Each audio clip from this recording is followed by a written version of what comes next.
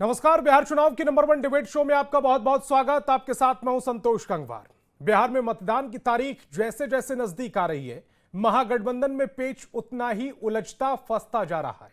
243 विधानसभा सीटों वाले बिहार में महागठबंधन 253 से सीटों पर प्रत्याशियों का ऐलान कर चुका है। यानी 11 सीटें ऐसी हैं जहां महागठबंधन आपस में ही फाइट करने जा रहा है।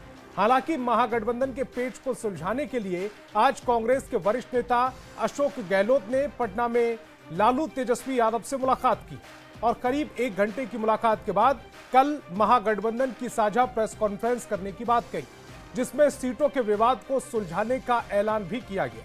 यानी कल तेजस्वी और कांग्रेस साझा प्रेस कॉन्फ्रेंस कर ऑफिशियली ऐलान कर देंगे कि अब महागठबंधन में कोई विवाद नहीं।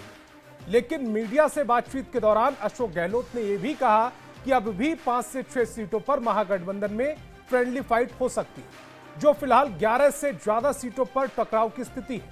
मतलब यह कि आज से कल तक कुछ सीटों पर एक दूसरे को समर्थन देने पर सहमति बन सकती है, लेकिन सभी 11 सीटों पर सहमति नहीं होगी। अर्थ यह हुआ कि महागठबंधन सहमति के बावजूद कल जब प्रेस कॉन्फ्रेंस करेगा तब भी 243 विधानसभा सीटों वाले बिहार में महागठबंधन के प्रत्याशियों की संख्या 243 से ज्यादा होगी। अब सवाल है कि फिर यह कैसा गठबंधन, कैसी दोस्ती, कैसा समझौता और कैसी सुलह? क्या आरजेडी विवाद वाली सीटों पर अपने प्रत्याशियों के नाम वापस लेने को तैयार नहीं, या कांग्रेस आरजेडी की जिद के आगे झुकने को राजी नहीं? क्या वीआईपी या लेफ्ट अपनी अपनी मनमानी कर रहे हैं? महागठबंधन में समझौते का आधार क्या है? सवाल यह भी पूछेंगे कि कल की प्रेस कॉन्फ्रेंस महागठबंधन के सीएम फेस को लेकर भी होगी। क्या तेजस्वी की सीएम उम्मीदवारी पर कांग्रेस अब राजी हो गई है, जो कल तक चुप्पी साधे बैठी थी? हालांकि बीजेपी तंज कस रही है कि महागठबंधन में पेच फंसा है, यह तो साफ दिख रहा है। अगर तेजस्वी 5 पार्टियां जोड़ नहीं पा रहे तो बिहार को कैसे जोड़ेंगे? वहीं एनडीए के चिराग पासवान ने और भी तीखा हमला बोला। महागठबंधन में आपसी मतभेद इतने गहरे हैं कि ये पूरी तरह ढह चुके हैं। अशोक गहलोत अब आकर क्या जादू करेंगे? एनडीए के इन हमलों पर महागठबंधन के पास कोई जवाब नहीं। और सवाल यह भी पूछेंगे कि क्या कल तक महागठबंधन में सब कुछ ठीक हो जाएगा? आज की बहस इन्हीं सवालों पर, लेकिन सबसे पहले सुनवाते हैं आपको कांग्रेस के वरिष्ठ नेता अशोक गहलोत का बयान और उस पर बीजेपी सांसद रविशंकर का तंज। एक कन्फ्यूजन पैदा कर दिया गया, कोई दम नहीं है। 243 सीटें हैं बिहार में। अब 243 सीटों में 5-10 सीटों में तो लोकल इश्यू भी होते हैं, कैंडिडेट का परसेप्शन भी होता है और फ्रेंडली फाइट हो सकती है। मैं कोई दिक्कत नहीं। आप कहिए ये पेच क्या सुलझाने मैं जाऊं? ये तो होना ही था। जब स्वार्थ का गठबंधन बनता है तो ये होता है। महागठबंधन पर पूछे गए सवाल पर तेजस्वी यादव ने क्या कुछ कहा है और चिराग पासवान की इस पर क्या प्रतिक्रिया आई है, वो भी सुनवाते हैं। कल बात करेंगे, कल आप लोगों को सबका जवाब मिलेगा। बहुत बहुत धन्यवाद। महागठबंधन हैज कोलैप्स्ड कंप्लीटली, पूरी तरीके से धराशायी हो। तो चलिए सीधे आज के सवालों पर आते हैं। महागठबंधन में पेच कहां फंसा है? सबसे बड़ा सवाल, सबसे महत्वपूर्ण सवाल, आखिरकार महागठबंधन में पेच कहां फंसा है? फ्रेंडली फाइट से गठबंधन कमजोर होगा क्या? तेजस्वी सीएम फेस होंगे या विवाद बढ़ेगा? 24 घंटे बाद महागठबंधन का स्वरूप क्या होगा? कांग्रेस या तेजस्वी, कौन झुकेगा? तो चलिए मेहमानों से आपका परिचय कराते हैं। सत्ता पक्ष से हमारे साथ जेडीयू से महेश दास और बीजेपी से मनीष पांडे जी जुड़ रहे हैं। वहीं विपक्ष से कांग्रेस से असितनाथ तिवारी और वीआईपी से प्रिया सिंह जी जुड़ रहे हैं। इसके अलावा वरिष्ठ पत्रकार अभिरंजन कुमार जी भी इस डिबेट का हिस्सा हैं। सभी मेहमानों का बहुत बहुत स्वागत। शुरुआत असितनाथ तिवारी जी आपसे। आज कांग्रेस के वरिष्ठ नेता अशोक गहलोत बिहार आए और तेजस्वी यादव, लालू प्रसाद यादव से मुलाकात भी हुई। कल महागठबंधन की प्रेस कॉन्फ्रेंस होने वाली है। अशोक गहलोत दावा कर रहे हैं कि विवाद कल सुलझा लिया जाएगा। अब महागठबंधन में सब कुछ ठीक हो जाएगा कल प्रेस कॉन्फ्रेंस के बाद। फिर चलते चलते वो ये भी कह गए कि 5-6 सीटों पर फ्रेंडली फाइट देखने को मिल सकती है। तो फिर ठीक क्या है?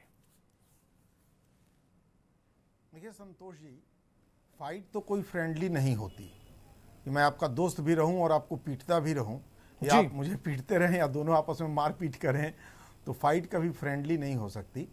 लेकिन फ्रेंडली फाइट शब्द राजनीति में हमारे आपके जन्म के पहले से है और फ्रेंडली फाइट में लगभग सारे लोग गए हैं।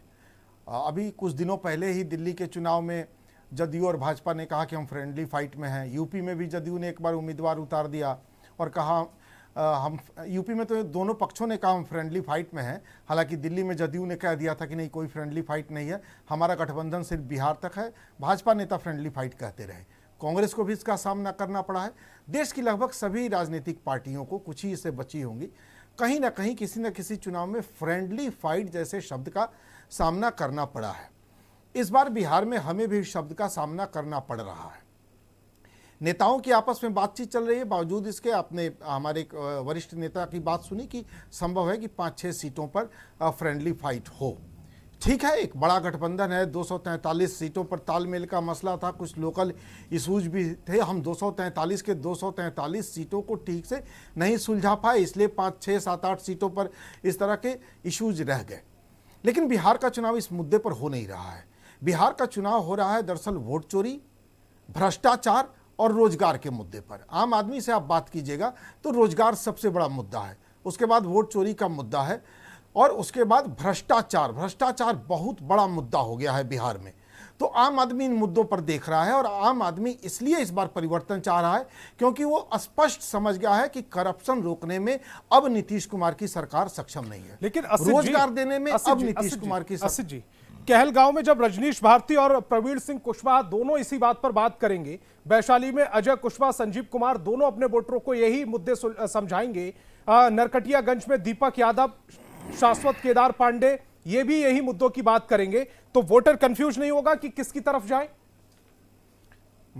मैंने संतोष जी पहले ही आपको कह दिया कि कोई फाइट फ्रेंडली नहीं होती। मैं संतोष का मित्र भी हूं और मैं चाहता हूं संतोष चुनाव हार जाए। ये कौन सी मित्रता है? तो खैर, लेकिन मैंने कह ही दिया कि हमारे आपके जन्म के पहले से भारतीय लोकतंत्र में फ्रेंडली फाइट होती रही है।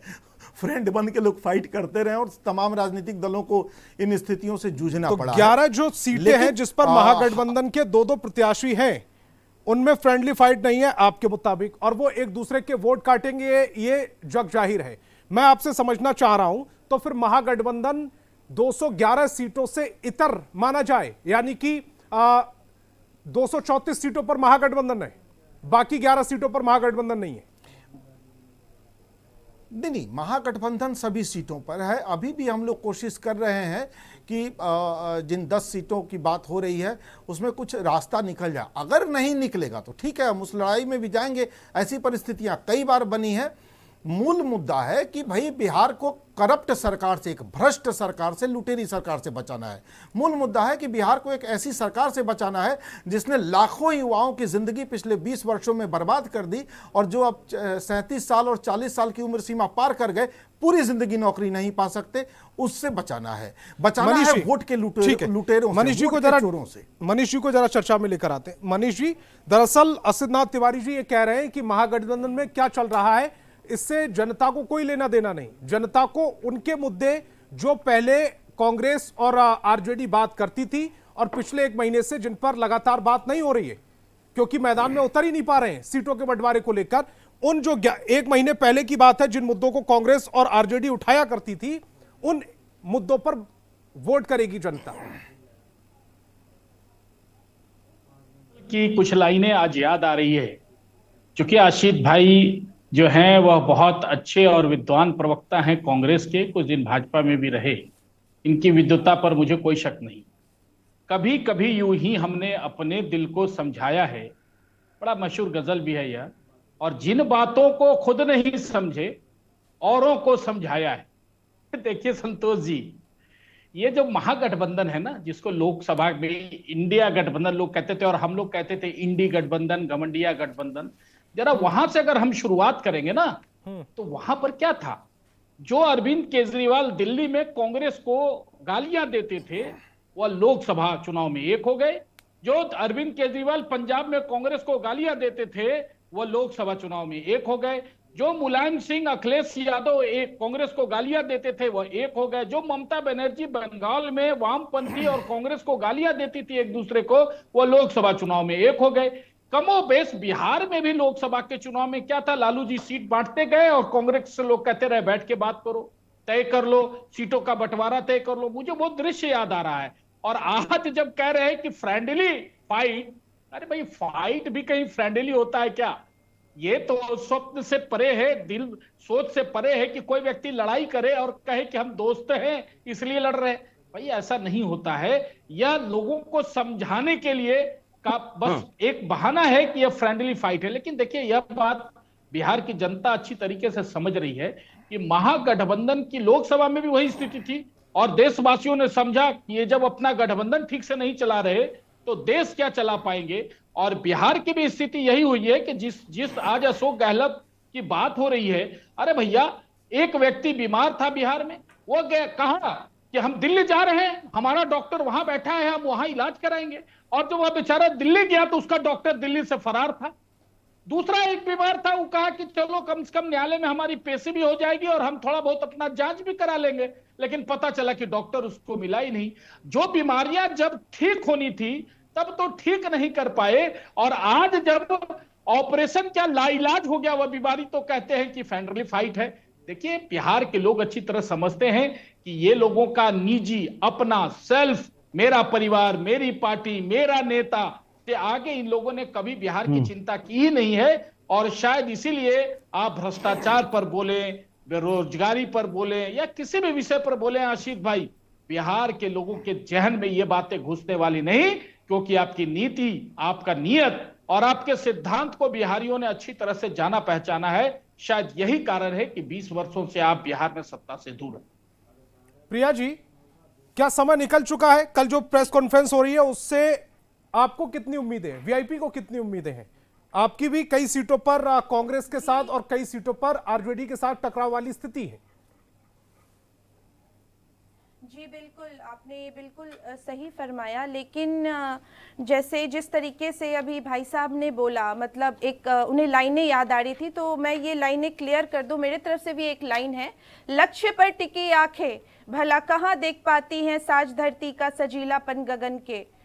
ठीक है, इसका मतलब ये है कि हमारा लक्ष्य तय है, महागठबंधन का लक्ष्य तय है और हम लोगों को पता है कि हम लोगों को करना क्या है। जिनका लक्ष्य तय नहीं है वो लोग इधर उधर की बातें करते हैं। और रही बात, क्या है आपका लक्ष्य है लोगों, वीआईपी का लक्ष्य है कि अपना आरक्षण लेना, लोगों तक जितने भी लोग हैं जिनको सुविधा नहीं मिल पा रही है, बिहार को इन 20 वर्षों में ठगा गया है, वो कल 11 बजे की प्रेस कॉन्फ्रेंस में क्लियर हो विधानसभा सीट पर ब्रजेश कुमार बिंद आरजेडी से और बाल गोविंद बिंद वीआईपी से, जी बाबू बरही विधानसभा सीट से अनिल सिंह कुशवाहा आरजेडी से और बिंदु गुलाब यादव वीआईपी से, गौरा बोराम विधानसभा सीट से अफजल अली आरजेडी से और संतोष सैनी वीआईपी से। ये फिर क्या लक्ष्य से इतर की बात नहीं हो रही? नहीं, बिल्कुल सही आपने कहा। आपने जो कहा कि एक जगह से दो उम्मीदवार आपको देखने को मिल रहे हैं, हो सकता है ये हमारी रणनीति का हिस्सा हो, हमारी रणनीति ही यही हो, क्योंकि इन्हें हम लोग क्लियर ना करें। जो हमारी एनडीए की सरकार जो अभी लगातार 20 वर्षों से हमारे ऊपर जो शासन कर रही है, शासन में शब्द यूज कर रही हूँ, महिलाओं को हक दिलाने के लिए ये लोग कभी हक दिलाने का काम इन्होंने कार्य किया ही नहीं है। अभी तो जा करके इन्होंने जीविका बहन करके इन्होंने आडंबर किया है महिलाओं के बीच में। तो मैं आपको बता दूं कि आने वाले समय में इनको जवाब मिलेगा और कल 11 बजे प्रेस कॉन्फ्रेंस के माध्यम से चीजें क्लियर होंगी। और रहा बात हमारे राष्ट्रीय अध्यक्ष संतोष सैनी या नहीं, या सिर्फ आरजेडी बिल्कुल है, क्यों नहीं होगा। महागठबंधन नहीं, महागठबंधन का वो प्रेस कॉन्फ्रेंस है और हम लोग मजबूती से अपना पक्ष रखेंगे और चीजें क्लियर होंगी, सभी लोग साथ रहेंगे। और ये चीज बोलना बिल्कुल गलत है कि दो उम्मीदवार उतारना महागठबंधन की रणनीति है। प्रिया जी के मुताबिक आपको ये रणनीति समझ में आ रही? जी, शायद आपको कंफ्यूज करना है कि आप किसकी बुराई करेंगे, आपके प्रत्याशी किसके खिलाफ प्रचार करें और किसके खिलाफ प्रचार ना करें, शायद आपको भ्रम की स्थिति में रखना चाहती है। संतोष जी, ये लक्ष्य इतने लच्छेदार तरीके से गोल मटोल हो गए हैं कि इन लोगों का कोई लक्ष्य ही नहीं है, लक्ष्य ही ये लोग भटक गए हैं। और आप देखेंगे कि मैं एक वाकया याद दिलाता हूं आपको कि जेएमएम से जब गठबंधन से अलग हुई है तो सासाराम का एक आरजेडी का प्रत्याशी था। पता है, झारखंड में 21 साल पुराना केस लूट का चल रहा था, उसके आधार पे झारखंड से पुलिस आई और उसको गिरफ्तार करके ले गई। तो ये आप समझिए कि ये कितने फ्रेंडली फाइट है और खुद में फाइट कर रहे हैं।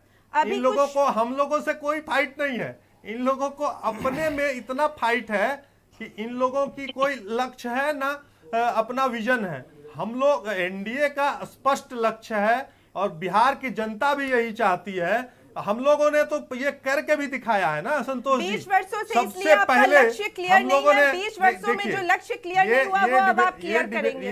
ये नहीं होता है। प्रिया आप जी, जब आपको बोल रही थी शांति तो के हम साथ आपको उन्होंने सुना, इंटरप्ट नहीं किया। आप भी सुन प्रिया जी। लीजिए 2 मिनट। जी देखिए संतोष जी, सबसे बड़ी बात है ना कि आपका जब तक दृष्टि, आपका विजन इस बिहार के प्रति कुछ है ही नहीं। सबको अपना पद पाना है, सबको अपना सीट अधिक से अधिक मिल जाए, यही इन लोगों का लक्ष्य और लच्छेदार तरीके से गोल मटोल हो गए।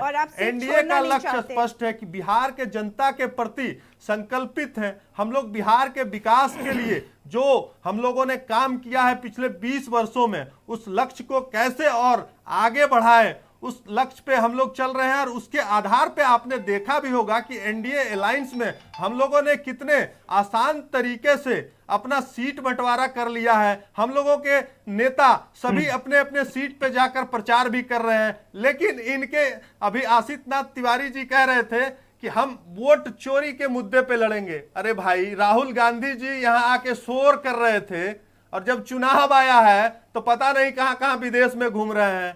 55 साल के बुजुर्ग युवा, बताइए आज तक महागठबंधन का एक भी नेता ना किसी विधानसभा में नॉमिनेशन में शामिल हुए, ना चुनाव प्रचार में गए। तो इससे जनता बिहार की स्पष्ट जानती है कि इन लोगों का कोई लक्ष्य नहीं है। इन लोगों का सिर्फ अपना पद, अपना स्वार्थ का गठबंधन है। इसलिए बिहार की जनता संकल्पित है कि एनडीए की सरकार मजबूती से बिहार में बने और छात्र हो, नौजवान हो या महिलाएं हो, महिलाओं के आज तो मैंने देखा कि एक तेजस्वी यादव जी याद होगा, बड़ा लुभावना वादा किए हैं। अरे अरे भाई अब सुन लीजिए ना, जी सुन लीजिए ना, महिलाएं जवाब चाहती हैं, यादव जी का आज बड़ा मुजफ्फरपुर कांड, लुभावना आया है। मैं देखा संतोष संतोष जी, जी, आपस में नहीं, आप शांत हो जाइए, अभिरंजन जी की तरफ जा रहा हूं भाई। उसके बाद आप अपने समय में अपनी बात रखिएगा। अभिरंजन जी, जो महागठबंधन की जो स्थिति है, यानी कि नॉमिनेशन निकल चुके हैं और कल दूसरे फेज का भी नॉमिनेशन वापस लेने की आखिरी दिन है, आखिरी तारीख है। क्या उम्मीद लग रही है? अब तक मामला उलझा हुआ है, कल क्या सुलझ जाएगा? 243 सीटों पर हम 7 चुनाव लड़ेंगे, ये उन्होंने कहा है, जबकि प्रत्याशी 251-52 सीटों पर हैं। चूंकि 2 का नाम आज वापस हो गया, वरना 253 पर प्रत्याशी थे महागठबंधन के।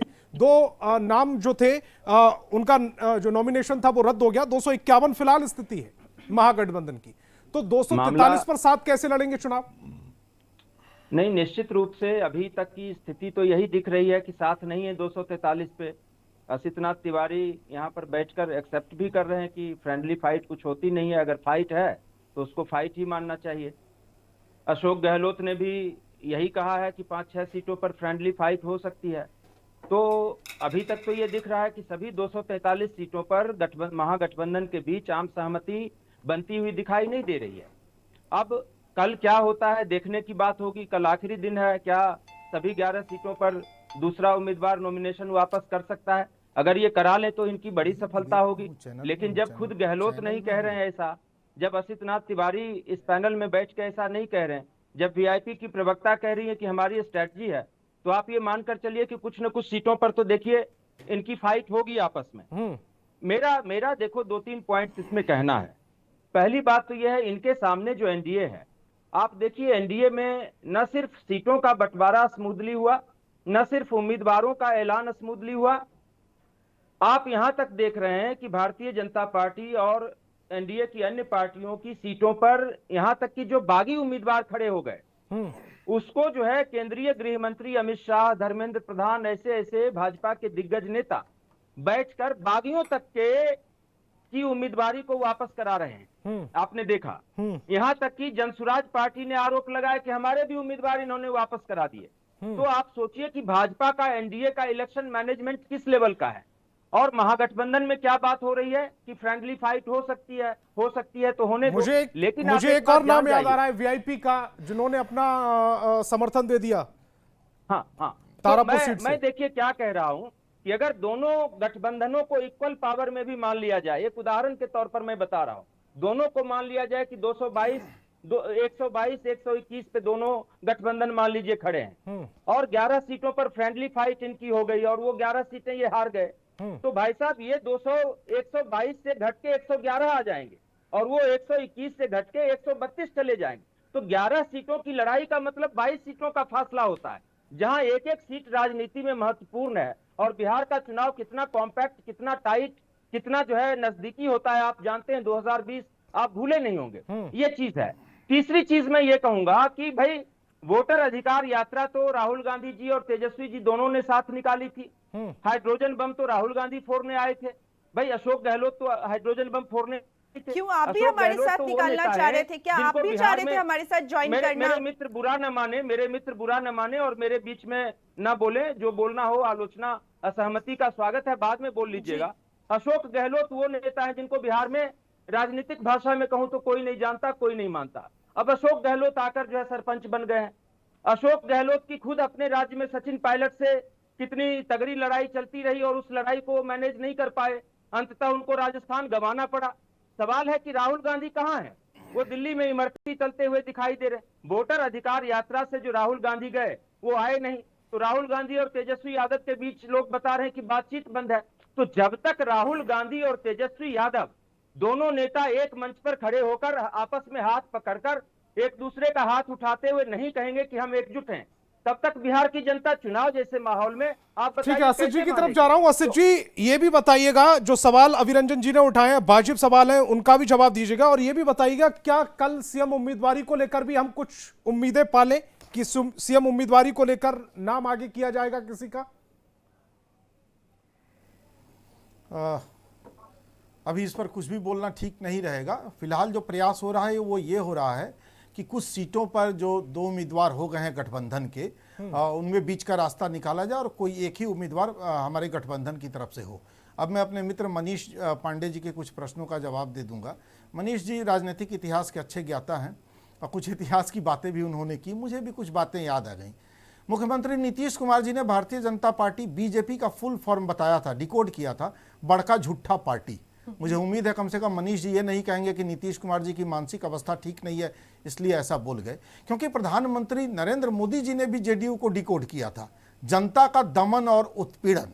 मुझे लगता है मनीष जी को यह भी याद होगा कि इनके बड़े नेता सम्राट चौधरी जी ने कहा था नीतीश कुमार रद्दी माल हो गए हैं, बावजूद इसके गठबंधन है। तो यह है स्वार्थ का गठबंधन, यह है सत्ता की भूख का गठबंधन। और बिहार की जनता समझ गई है कि ये दोनों सत्ता के भूखे हैं, एक दूसरे को तमाम गालियां देके भी सत्ता के लिए बाहें मिला लेते हैं, एक दूसरे को जनता का दमन उत्पीड़न, बड़का झूठा पार्टी, रद्दी माल बोल के भी जैसे सत्ता लेने की बारी आती है गले मिल जाते हैं। तो बिहार की जनता समझ गई है कि ये धोखेबाज लोग हैं, इन्होंने बिहार के साथ धोखा किया है। और इसलिए बिहार की जनता, आप सोचिए ना, अभी 2 दिन से ये चर्चा चल रही है कि मुख्यमंत्री आवास पर तैनात एक कांस्टेबल जो अब रिटायर हो गया है, अरबों का मालिक हो चुका है, अरबों का मालिक एक कांस्टेबल है जो सीएम हाउस में तैनात है, उसने अरबों रुपए बिहार के लूटे हैं। इस लेवल का करप्शन है इस बिहार में। तो बिहार की जनता उस करप्शन से मुक्ति चाहती है, छुटकारा चाहती है। बिहार के युवा उस सरकार से मुक्ति चाहते हैं जिन्होंने लाखों करोड़ों जिंदगियां बेरोजगारी से बर्बाद कर दी हैं और आगे मैं अपनी बातें रखूं संतोष जी? दे रहा हूं, टाइम दे रहा हूं, मनीष जी अभी दूंगा। संविदा पॉलिसी लाके जिस तरह से लोगों का भविष्य इस सरकार ने बर्बाद किया, उस संविदा पॉलिसी को खत्म करने वाली सरकार अब बिहार की जनता चाह रही है। इसलिए ये निकम्मी सरकार इस बार धकियाई जाएगी वोट से। बिहार की जनता अपने वोट से इनको सड़कों पर घसीट के लाके इनका हिसाब करेगी। मनीष जी अब बोलिएगा। देखिए मुझे लगता है आशीष भाई, शायद 17 महीने जब आप सरकार में थे तो पता नहीं वह सिपाही जिसकी आप चर्चा कर रहे थे उसकी नियुक्ति वहां पर थी या नहीं थी। अगर थी तो आप किस सत्ता लालच में पड़े हुए थे? कार्रवाई कर दीजिए ना, हम नहीं कर पाए, आप कर दीजिए। मैं चुप था, फिर आप ही बोल लीजिए। मैंने तो इजाजत लेके बोलना शुरू किया। किसी के घर में घुस जाती है, मैंने तो इसलिए कहा ना कि मैंने तो इजाजत लेकर बोला था। और हाँ, आज भी नीतीश जी अगर हमसे अलग हो जाएंगे तो मैं उनके लिए गीत तो गाऊंगा नहीं। हमने नीतीश जी के लिए, नीतीश जी हमने हमारे लिए तब बोले थे जब हम लोग धुर विरोधी विचारधारा में थे, अलग अलग थे, सत्ता की दो धुरी थी। लेकिन जब हम सत्ता में साथ साथ थे, जब हम गठबंधन में एक साथ थे, तब का कोई बयान आशित भाई अगर आप बता दीजिए तो मैं मानूं कि आप बड़े मतलब कि वो है। लेकिन खैर आप तो वही बात कहेंगे, राजनीति में गठबंधन करने के बाद हम फ्रेंडली फाइट नहीं करते, हमारी आदत नहीं है। हम फाइट तो करते ही है कि नहीं, मैं ये पूछना चाह जो रहा था। राजनीतिक रूप से हमारे विरोधी होते हैं हम उठते फाइट करते हैं, लेकिन जो राजनीतिक रूप से हमारे समर्थक होते हैं रद्दी माल है कि नहीं नीतीश जी, ये बताइए ना। त्याग की भावना, अरे 17 महीने में आप उनके साथ थे, क्या थे नहीं थे वो आप बेहतर समझिएगा। आप क्या बोलते हैं आप ये बताइए। भाई आपके बड़े नेता ने उनको रद्दी माल कहा, हमने थोड़े ही कहा। हम तो आज भी उनका सम्मान करते हैं, कभी भी दुश्मनी नहीं करते। हम अपने राजनीतिक मित्रों के साथ कभी अदावत नहीं करते, उनसे लड़ाई नहीं करते, उनसे गले मिलते हैं, उनके पीठ में खंजर कभी नहीं भोंका करते। यह भारतीय जनता पार्टी जो एनडीए की लीडिंग पार्टी है, इसका इतिहास रहा है अटल बिहारी वाजपेयी जी के समय में भी, कि जब हम केंद्र में 303 सीट लाकर बहुमत में आते हैं पार्टी के रूप में, तो भी हम अपने गठबंधन के दलों को उचित न्याय देते हैं। जब हम सबसे बड़ी पार्टी होते हैं गठबंधन दल के, तो भी सीट लाने वाले नीतीश कुमार जी को मुख्यमंत्री बनाने का काम करते हैं। यही हमारी यूएसपी है। लेकिन आपकी क्या यूएसपी है वो बिहार की जनता बहुत अच्छी तरीके से समझ रही है। और शायद यही कारण है कि मुकेश सहनी जब जाते हैं अपना इलाज कराने के लिए दिल्ली में, तो डॉक्टर उनको मिलता ही नहीं है। आप स्पष्ट कीजिए मुख्यमंत्री का चेहरा कौन? क्या वो नीतीश कुमार है? मिलता ही नहीं है। और डॉक्टर बिहार से जब फरार हो गया तो वो डॉक्टर आज तक उपलब्ध भी नहीं है। यही तो महागठबंधन की यूएसपी है। देखिए बिहार की जनता आपकी नीति को अच्छी तरह समझ रही है, और समय आने पर बड़ी उतावली है। ठीक है प्रिया जी, जरा ये बताइएगा कि नॉमिनेशन जब हो रहे हैं तो महागठबंधन के जो नेता हैं वो एक साथ नजर नहीं आ रहे, अलग अलग नॉमिनेशन हो रहे हैं। जो नॉमिनेशन करने जा रहा उसी के पार्टी के कार्यकर्ता हैं, बड़े चेहरे उन नॉमिनेशन में भी नजर नहीं आ रहे उस पार्टी के भी। क्या ये भी आपकी रणनीति का हिस्सा है? जी देखिए, जो बड़े चेहरे हैं वो अभी बहुत ही व्यस्त हैं और अलग अलग क्षेत्रों में व्यस्त हैं। उन्हें लोगों से मिलना है, जनता से मिलना है, जनता को विश्वास दिलाना है कि इस तो बार बड़े चेहरों की वीआईपी के पास और महागठबंधन के पास कमी है, क्योंकि बीजेपी और एनडीए में ऐसा बिल्कुल भी नहीं है। अगर जेडीयू का कोई प्रत्याशी नॉमिनेशन करने चाह रहा है तो बीजेपी के बड़े चेहरे उनके साथ होते हैं, चिराग पासवान की पार्टी से बड़े चेहरे उनके साथ होते हैं। क्या महागठबंधन में चेहरों की कमी है? महागठबंधन में बिल्कुल भी चेहरों की कमी नहीं है। वैसे आपका तात्पर्य क्या है? बड़े चेहरे से आपका तात्पर्य क्या है? क्या उस बड़े चेहरे को सत्ता में होना चाहिए आपके कहने का मतलब?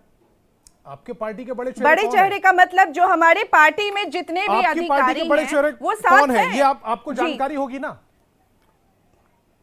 बिल्कुल, हमारे आदरणीय नेता हमारे सुप्रीमो मुकेश सहनी जी हैं, हमारे अध्यक्ष हैं, हमारे राष्ट्रीय। चलिए उन्हीं को मान ले, तो कितने नॉमिनेशन में वो साथ गए? कितने प्रत्याशियों के नॉमिनेशन में गए वो? नहीं, वो सबसे जुड़े हुए हैं। हमारा जो कोर कम्युनिटी है उसमें वो लगातार वीडियो कॉलिंग पे जुड़े हुए हैं, हर कोई से हमारी बात हो रही है, हम लोग लगातार जुड़े हुए हैं और हमारे जो सुप्रीमो है लगातार हम सब पे नजर बनाए हुए हैं जी। और उनकी कोशिश रहती है वो जा जाकर पहुंच करके सबको हिम्मत बता रहे जी, सब पे सबको वो हौसला अफजाई दे रहे हैं। और जितनी भी जनता है सब उनको मान कर रही है। बना रहे होंगे। क्यों, आपको फिल्म में सेट बनवा दे क्या? आपका बनवा दे फिल्म में सेट? आपको बड़ा फिल्म में जाने का मन हो रहा है यार, इनको फिल्म में भेजो, इनको बड़ा मन हो रहा है फिल्म में काम करने का। बताइए विलेन का रोल चलेगा क्या?